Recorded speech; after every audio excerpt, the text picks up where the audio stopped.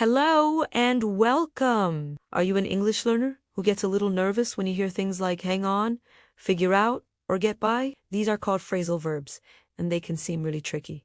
But I promise, by the end of this video, you'll feel much more confident using them. Mastering phrasal verbs is one of the biggest secrets to sounding more natural and fluent in English. And today, we're going to unlock that power together.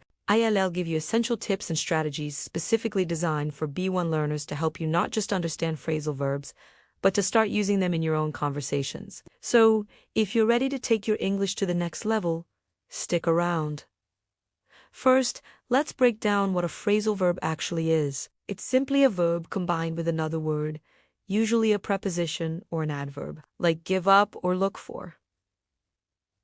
The tricky part is that the meaning of the combination is often completely different from the individual words. For example, give means to offer something, and up means towards a higher position. But give up means to quit. This is why you can't always guess the meaning. But don't worry, the key is not to learn hundreds of them at once. Instead, we're going to start small and focus on the ones you'll actually use every single day. By focusing on high-frequency phrasal verbs, you'll see a huge improvement in your communication skills much faster. Let's get started with some of the most common ones. Let's look at a few essential phrasal verbs you can start using right now. First up, get up. This simply means to get out of bed in the morning. So you can say, I get up at 7 a.m. every day. See? Simple. Next is look for, which means to search for something. For example, I'm looking for my keys. Have you seen them? Another incredibly useful one is turn on and turn off. You use these for electronics or lights. Could you turn on the TV? Or don't forget to turn off the lights when you leave. And how about find out? This means to discover information. I need to find out what time the movie starts. Finally, let's talk about put on, which means to wear clothes. It's cold outside, so I'll put on my coat. These 5 get up. Look for, turn on, off, find out, and put on are a fantastic starting point. Try to make a few sentences with each of them this week. Now that you have a few common phrasal verbs, the next step is to learn them in context. Simply memorizing lists of phrasal verbs is not very effective. Your brain needs to see them in action to truly understand them. Think of it like learning a new dance move. You have to see it done before you can do it yourself. This is where media comes in. Watching your favorite TV shows, movies, or even YouTube videos in English is a fantastic way to learn. Pay close attention to how the characters talk. You'll start to notice phrasal verbs everywhere. For example, in a detective show, you might hear, "We need to look into this case." Look into means to investigate. In a comedy, a character might say, "I can't believe he fell for that joke." Fall for can mean to be tricked. When you hear a new one, pause the video, write it down, look up the meaning, and try to understand it from the situation on screen. This method is so much more engaging and memorable than just reading from a textbook. To make your media watching practice even more effective, I recommend keeping a dedicated phrasal verb notebook. When you're watching a movie or a show and you hear a new phrasal verb, write it down. But don't just write the verb itself. Write the entire sentence you heard it in. This gives you the context. Then, look up the meaning and write a simple definition in your own words. The most important step is to then create your own original sentence using that phrasal verb. For example, if you hear my car broke down on the way to work, you'd write that down. The meaning of breakdown here is when a machine stops working. Then you could write your own sentence.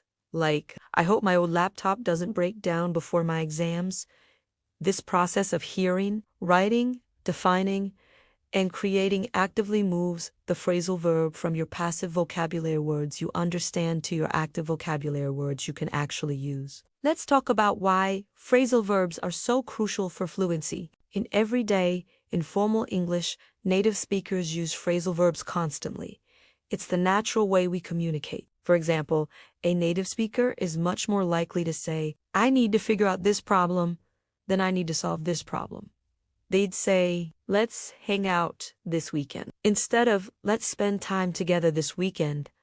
While the more formal words are perfectly correct, Using phrasal verbs makes your English sound less like a textbook and more like a real conversation. It shows you have a deeper understanding of the language and its nuances. When you start incorporating phrasal verbs into your speech, you'll find that conversations flow more smoothly. You'll sound more relaxed, more natural, and more fluent. It's like adding spice to your cooking. It just makes everything better and more authentic. So, think of phrasal verbs not as a difficult grammar rule to memorize, but as a key to unlocking natural, everyday English.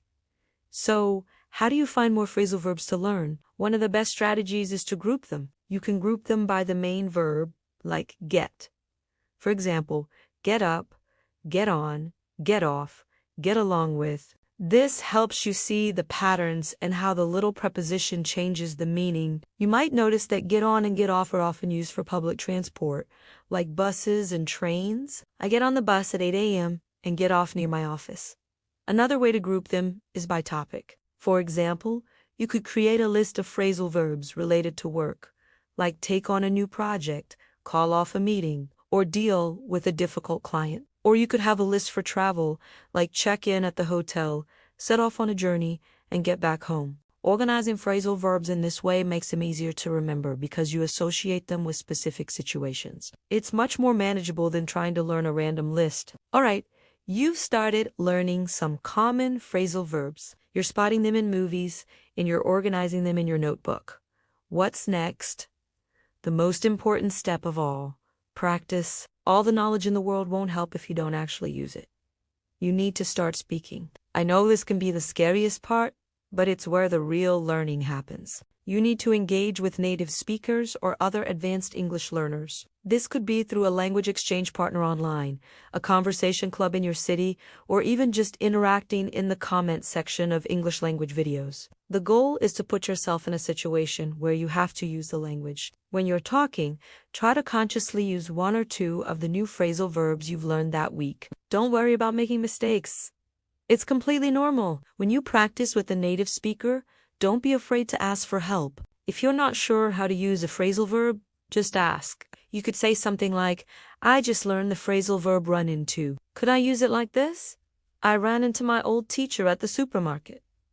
Most people will be very happy to help you. In fact, they'll be impressed that you're making such an effort to learn the natural way of speaking. This real-world practice is invaluable. You get instant feedback, and you learn how the language is really used. Remember, the goal is communication, not perfection. Every conversation, every mistake, and every correction is a step towards fluency. The more you speak, the more natural it will feel, and soon you'll be using phrasal verbs without even thinking about it.